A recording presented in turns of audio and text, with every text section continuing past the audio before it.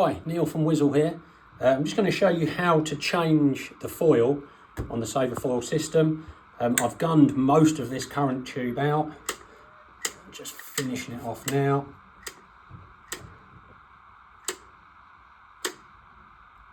Press the button at the end. So there we go. So that's that foil done. So unscrew the end. If you can, keep the nozzle in the end part, it makes life much easier.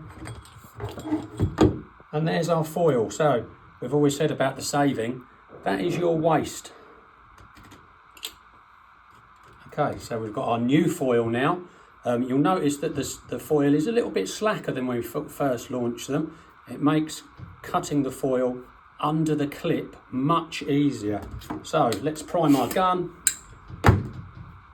Slight pinch at the top, cigar cutter over and cut just under the clip. There we go, that's off. New foil in.